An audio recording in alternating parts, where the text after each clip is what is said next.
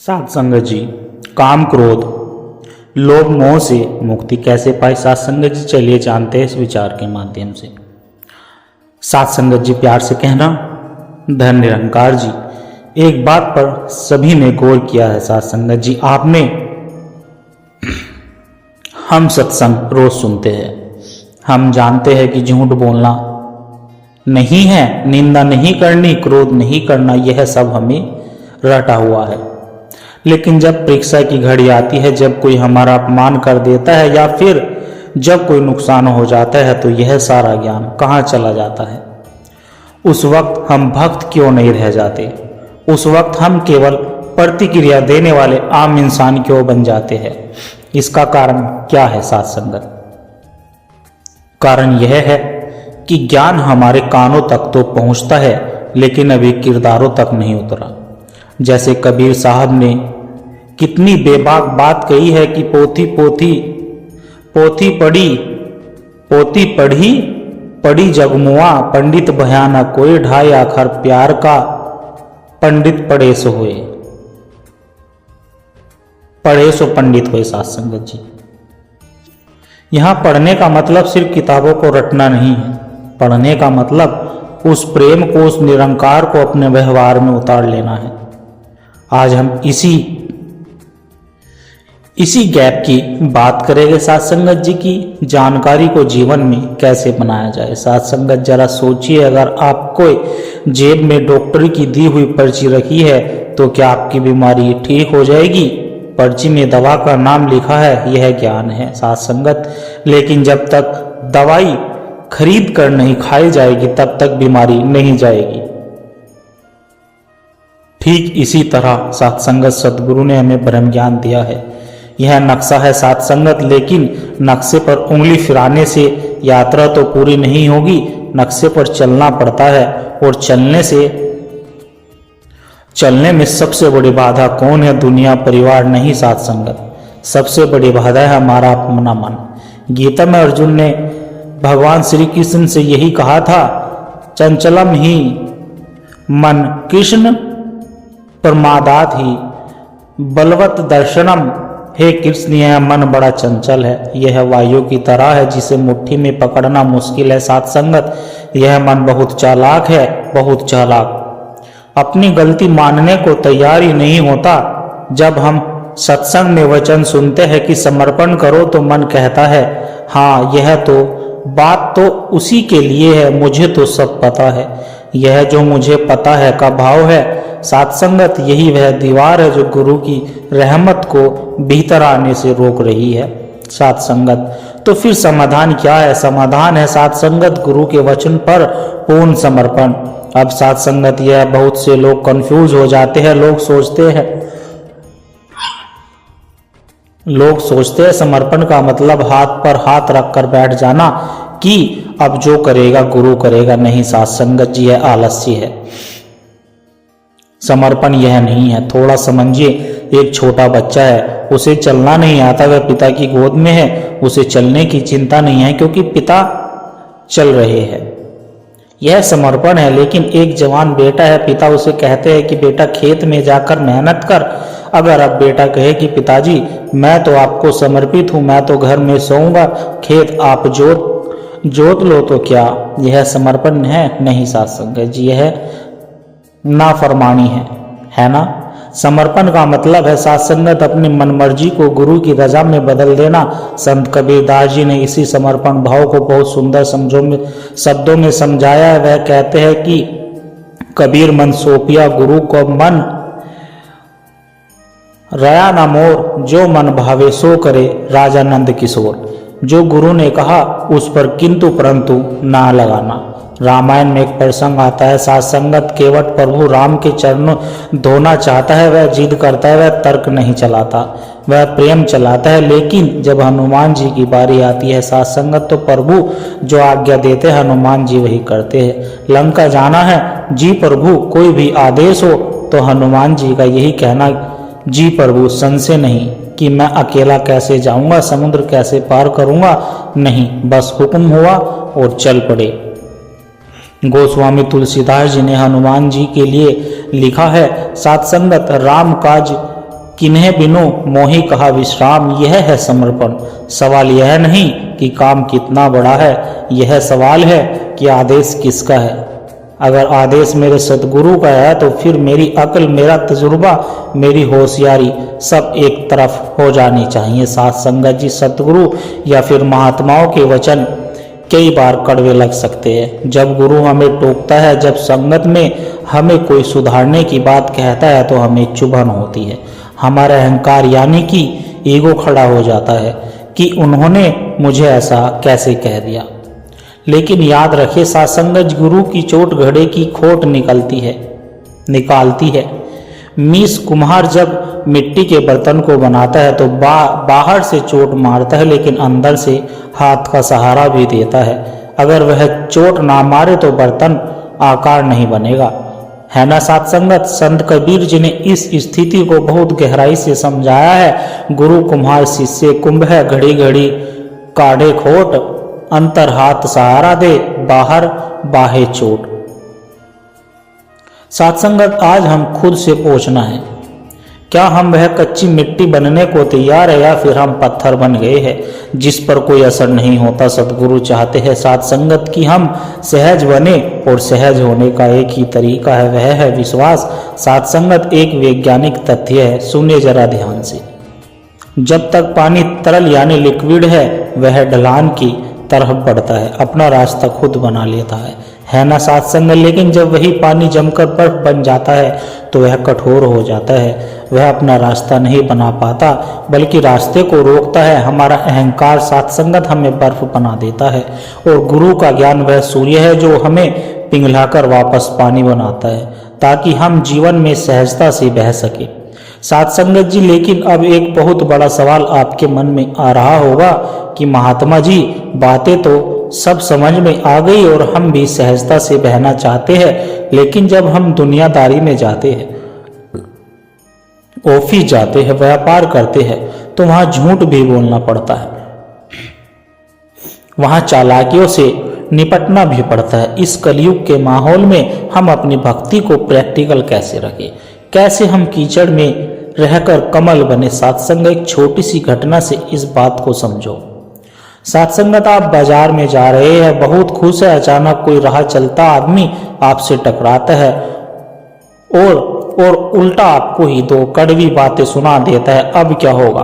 उस एक मिनट की घटना से आपका पूरा दिन खराब हो जाता है। आप घर आते हो तो बच्चों पर चिल्लाते हो, फिर जाते हो तो काम में मन नहीं लगता। जरा सोचिए, उस अनजान आदमी के पास क्या कोई रिमोट कंट्रोल था जिससे बटन दबा दिया और आपका चैन सुकून छीन लिया? हम कहते हैं सत्संगत, उसने मेरा मूड खराब कर दिया। नहीं सत्संगत, संत हमें जगाते हैं, मूड उसने खराब नहीं किया, कमजोरी आपके अंदर थी। बाबा फरीद ने इंसान को यही तो समझाया कि दूसरे के दोष देखने से पहले अपनी कमजोरी को देखो।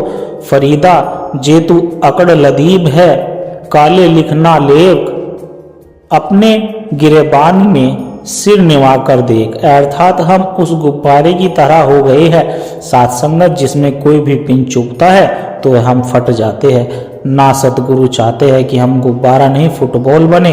फुटबॉल को सत्संगत जितनी लात पड़ती है वह उतना ऊपर उछलती है, उतना ही आगे बढ़ती है। यानी भक्त की पहचान है सत्संगत। दुनिया ठोकरे मारेगी पर भक्त गिरेगा नहीं। भक्त उन ठोकरों को सीढ़ियां बनाकर इस निरंकार के और करीब हो जाता है। गीता में भगवान ने भी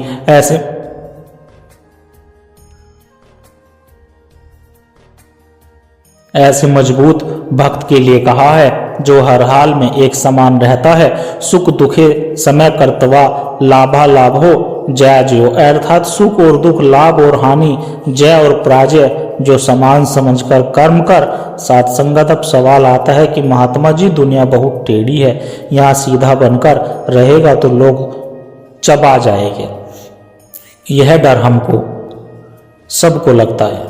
लेकिन सत्संगत, कुदरत का करिश्मा देखिए, हमें मुंह में 32 दांत होते हैं, पत्थर जैसे सख्त, पत्थर जैसे मजबूत, और उनके बीच में अकेले की जीभ रहती है, कोमल नरम बिना हड्डी के।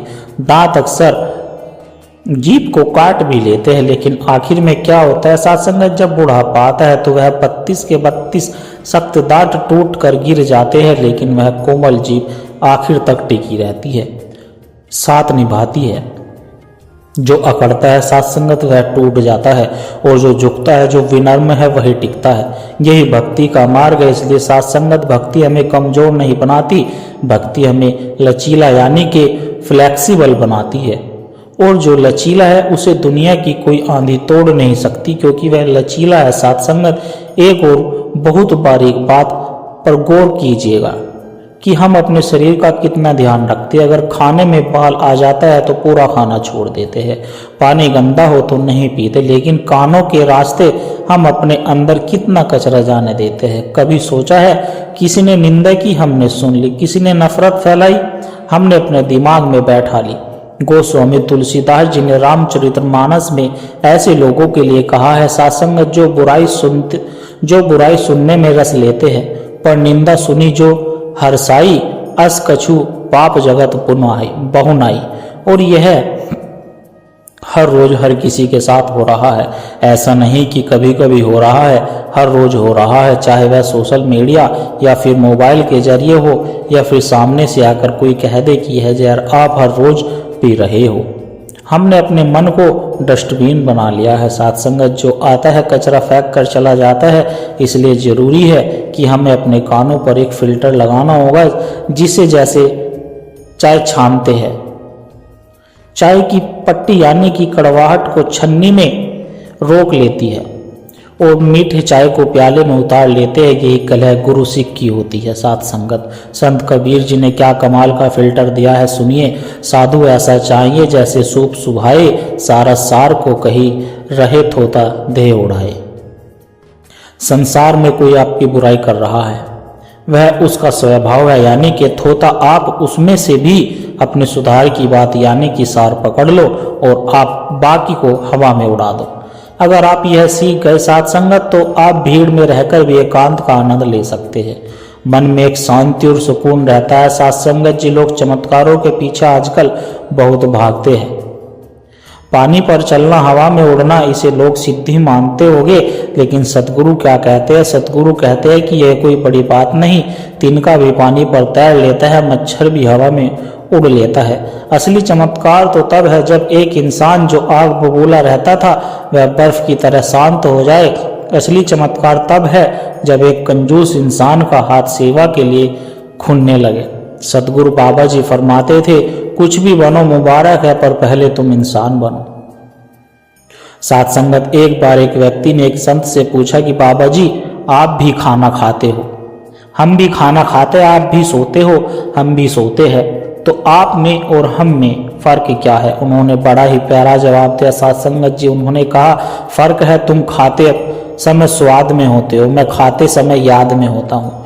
तुम सोते समय ख्वाब में होते हो, मैं सोते समय एहसास में होता हूँ। संत कबीर जी ने भी कह दिया, साथ संगत तन को जोगी सब करे, मन को बिरला कोय, सहज सबे सिद्धि पाइए, जो मन जोगी होए। कर्म वही है साथ संगत, बस दृष्टि बदल गई है, इसे ही सहज योग कहते हैं। सहज योग साथ संगत अब आखिरी है। सबसे महत्वपूर्ण बात मैं कह देता हूं कि यह सब होगा कैसे? गुस्सा कैसे कंट्रोल होगा? विनम्रता कैसे आएगी? क्या किताबें पढ़कर नहीं साथ संगत, यह होगा सुमरन और स्मरण, या फिर जो इस निरंकार के साकार उपासक है उनके लिए नाम जप से। गोस्वामी तुलसीदास जी ने रामचरितमानस में यही उपाय बताया था। कलयुग केवल नाम आधारा, सुमर सुमर नर उतर ही पारा। अर्थात साथ संगत इस कलयुग में केवल प्रभु का नाम ही आधार है, जिसका सुमरन करके ही जीवन भवसागर से पार उतर सकता है। संतो यह छोटी मोटी बात नहीं है, बहुत बड़ी राज की बात बता दी है संतों ने। साथ संगत जी हम सबके पास स्मार्टफोन है। अगर आपके पास दुनिया का सबसे महंगा फोन है और उसमें नेटवर्क ना हो तो क्या वह किसी काम का है? वह सिर्फ एक खिलौना है। साथ संगत जी हमारी आत्मा वह फोन है और सिमरन इसका नेटवर्क है। जब हम तू ही निरंकार का सिमरन करते हैं तो हम उस सुपर पावर से कनेक्ट हो जाते हैं। जब आप पावर हाउस से जुड़ जाते हैं तो आपके छोटे से बल्ब में भी रोशनी आ जाती है। लेकिन अगर कनेक्शन कटा हुआ है तो आप कितनी भी कोशिश कर लो अंधेरा ही रहेगा। इसलिए संतों ने चेतावनी दी है, श्वास श्वास सिमरन करो, बर्बाद ना जे जाए, ना जाने श्वास का आवन होए ना होए। हम सोचते हैं कि बुढ़ापे में भक्ति करेंगे, किसने देखा है बुढ़ापा। जो श्वास अभी चल रही है वही अपनी है। साथ संगत अगली अगली श्वास का कोई भरोसा नहीं। यह सिमरन कोई रस्म नहीं, यह आत्मा की खुराक है। साथ संगत इसे भूख समझकर करो, बोझ समझकर नहीं। साथ संगत बात को विराम देते हुए आज एक वादा खुद से करे। सत्संग भवन से बाहर निकलते ही साथ संगत हमारी परीक्षा शुरू हो जाती है ना। कोई गाड़ी ओवरटेक करेगा, कोई घर पर बात नहीं मानेगा, उस वक्त याद करना साथ संगत कि मैं एक साधारण इंसान नहीं हूँ, मैं सतगुरु का सिख हूँ। मेरा रिमोट कंट्रोल दुनिया के हाथ में नहीं, मेरे सतगुरु के हाथ में है। अगर हम गिरे तो निराश ना हो, फिर उठे, फिर झाड़े और फिर चल पड़े। सतगुरु जी, सतगुरु माता जी हम सब पर यही रहमत बख्शे कि हमारा जीवन सत्संगत एक खुली किताब और महकता गुलाब बन जाए, जिसकी खुशबू से यह दुनिया महक उठे। इसी शुभ भावनाओं के साथ प्यार से कहना धन निरंकार जी। और दास आशा करता है कि दास के द्वारा कहे विचार आप सभी संतों को अच्छे जरूर लगे होंगे। अगर अच्छे लगे हो तो वीडियो को लाइक करें, शेयर करें, कमेंट बॉक्स में धन निरंकार जी लिखकर अपने विचार साझा जरूर करें और दास के चैनल को भी सब्सक्राइब जरूर कर ले। और प्यारे संतों, एक छोटी सी अरदास और है। अगर इन विचारों ने आपके दिल को छुआ है, अगर इन विचारों से आपको आत्मिक शांति का एक कण भी महसूस हुआ है, तो इस ज्ञान के प्रसाद को केवल अपने तक सीमित ना रखे, इस प्रेम के पैगाम को आगे औरों तक भी पहुंचाए। क्योंकि सत्संगत एक दिए से ही दूसरा दिया जलता है। जब हम इस सत्य की आवाज को और रूहों तक पहुंचाने का माध्यम बनते हैं, तो यह भी निरंकार की एक बहुत सुंदर सेवा ही होती है। और इस ज्ञान की धारा से सद्गुरु के इन विचारों से निरंतर जुड़े रहने के लिए आप हमारे सत्संग के डिजिटल परिवार का हिस्सा बन सकते हैं, ताकि जब भी कोई नया विचार साझा हो वह आप तक सहज ही पहुंच जाए और हमें एक दूसरे के विश्वास से बल मिलता रहे। सद्गुरु हम सबकी छोटी छोटी सेवाएं स्वीकार करे और दास को भी यह आशीर्वाद दे कि दास हर रोज आप जी के चरणों में ऐसे ही सुंदर सुंदर प्रेरणादायक कहानी विचार लेकर आता रहे। साथ संगत जी प्यार से कहना धन निरंकार जी।